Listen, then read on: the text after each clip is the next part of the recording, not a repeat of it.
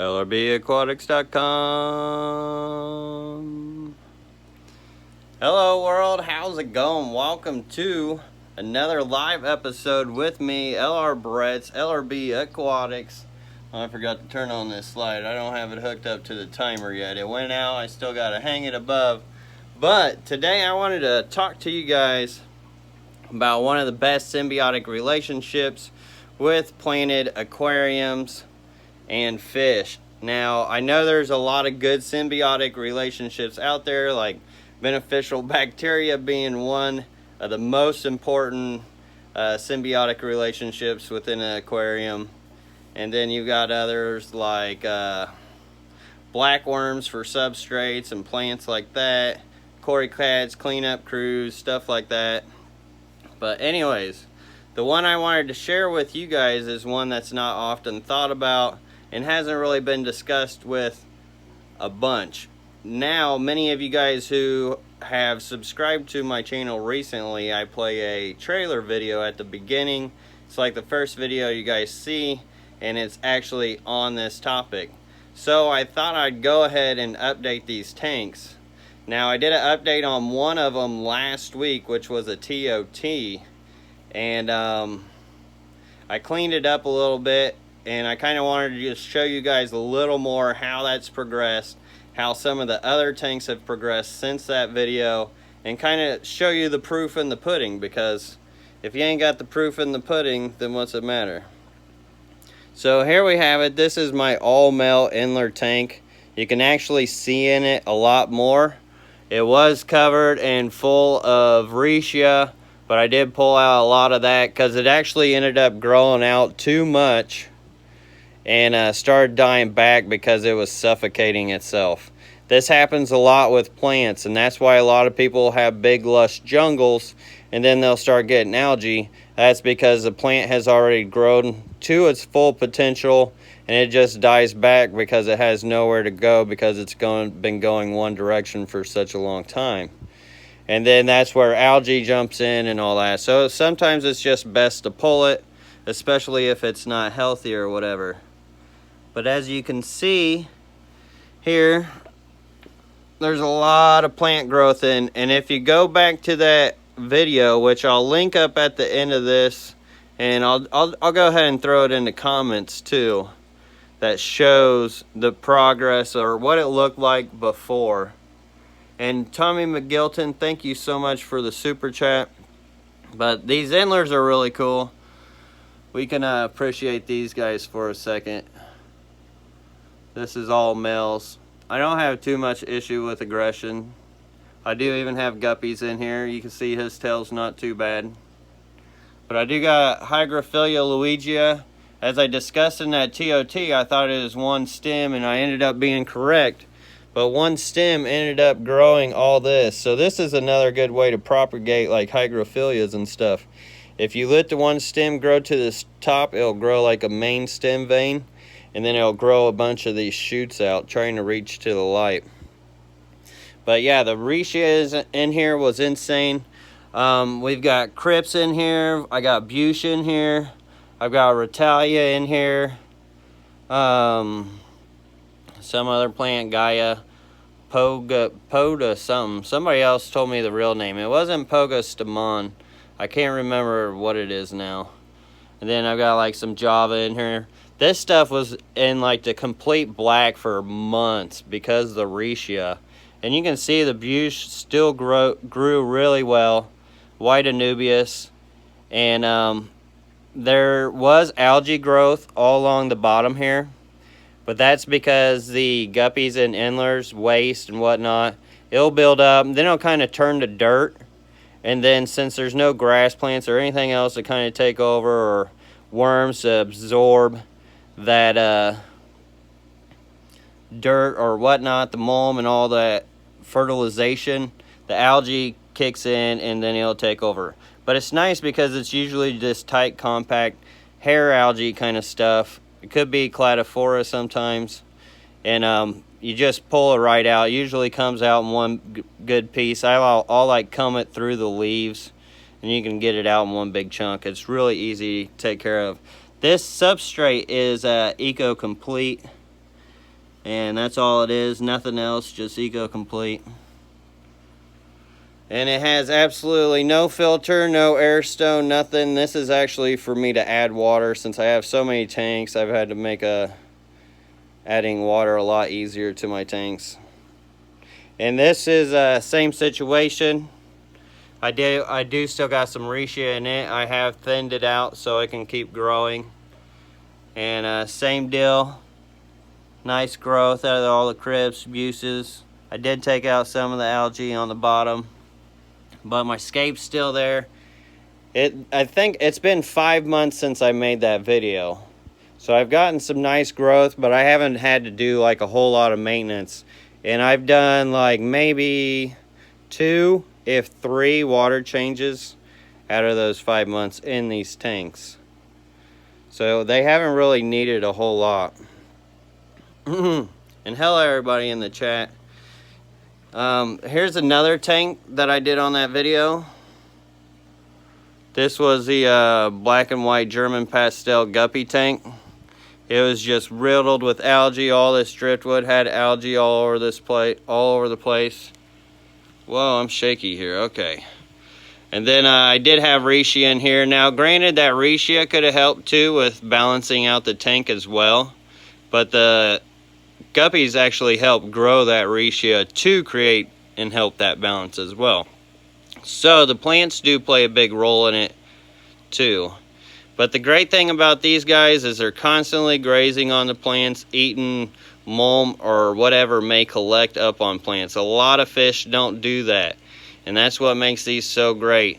And then on top of that, you don't need a protein skimmer or anything like that, or a surface skimmer, because they will take care of the top of the water for you, so the biofilm doesn't build up and whatnot. And there's no CO2 in these at all.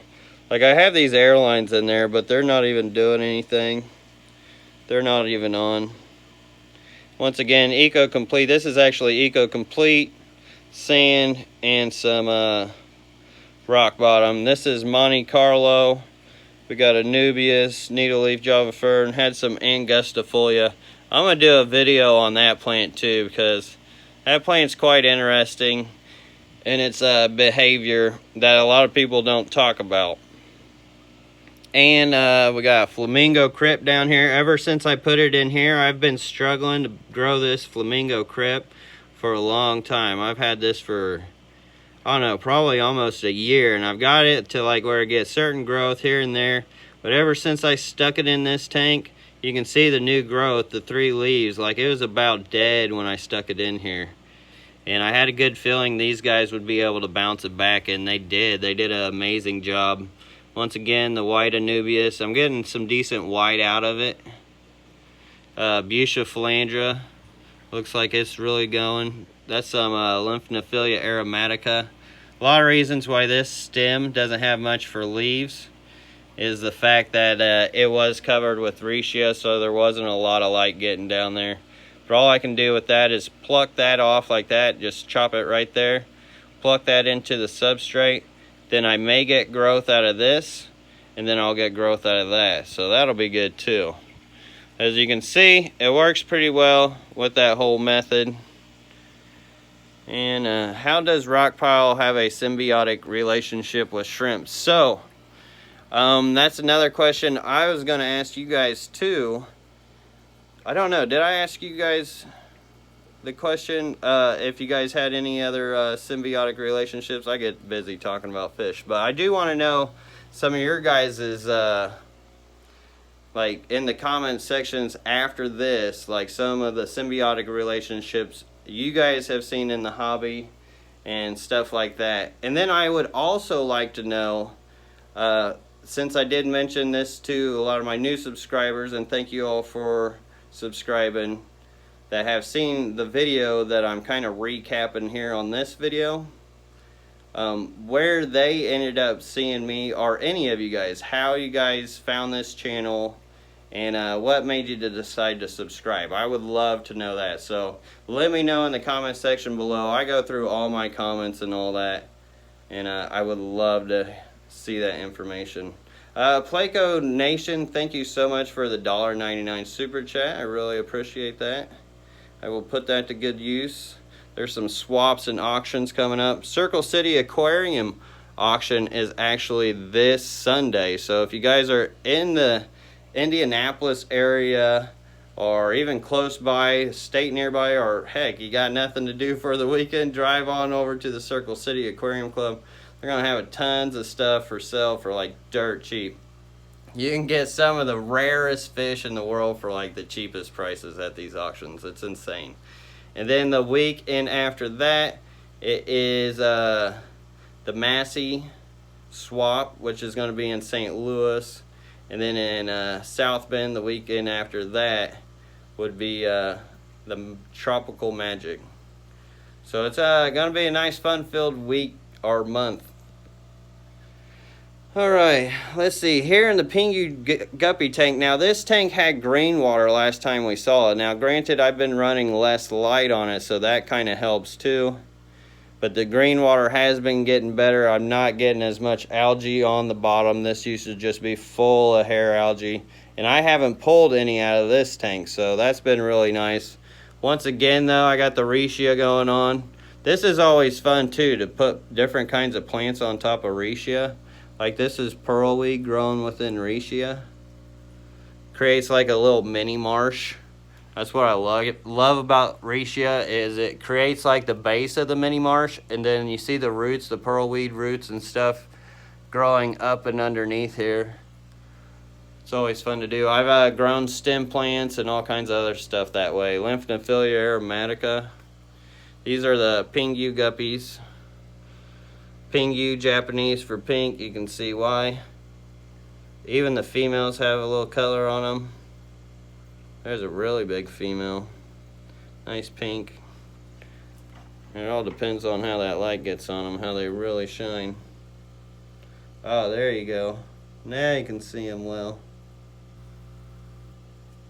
But yeah, so the symbiotic relationship works really, really well. And yeah, does plants get affected by how cycled the tank is? So the plants don't care how cycled the tank is. That's another thing, is these tanks are like, man, I don't know, this tank's like 6 years old or something. So everybody who's scared of old tank syndrome is just an excuse for people who, well, I'm sorry, it shouldn't be an excuse, or they just don't know yet or haven't gone through the deals of messing with an old tank. And you can keep old tanks. It's all just about balancing them. Same with that. This is a super old tank. That's a super old tank. All these tanks got years on them. But a lot of it is, the algae is a great equalizer in Mother Nature when it comes to these tanks. So if there's like unbalances going on, that's when the algae shows up to help counter those imbalances, which returns helps the fish because they're absorbing anything that may be harmful for them. Which that could almost be a whole nother subject in itself. Alright, will you ever do a beta breeding video when you get that rolling? I do actually have a beta breeding video. If you look at my fish breeding playlist, I have a video showing them embracing, dropping the age, the whole 9 yards of the whole thing. So any questions about this subject before I get off here? I have got to keep busy with it. I've been working on my talk for Tropical Magic, which will be my first talk. And I'm really excited for it. And once again, let me know how you guys found this channel, what made you guys subscribe or whatever. And also, if you guys know any other symbiotic relationships that you would like to share with us. Have you done immerse buse? So no, I haven't done immerse buse. Oh boy, that could be a mouthful. Doesn't help when your mouth's dry too. Let's see. Daily live streams, right? Woo! I love it. How many air pumps are you running? Oh God, I don't even know. Don't even know. Well, I appreciate those who all super chat. I appreciate you guys all hanging out. I appreciate you all who watch and who subscribe. So I'll keep up coming up with more stuff for you. I've got lots of stuff to show you. So you guys may start getting more twofers here in the future. We'll see how that goes. My tanks grow plants but not top floating plants. Any idea why? Sometimes the air stone can splash on them too much, getting too much moisture on the leaves, which will not allow them to build up. Ever since, that's funny.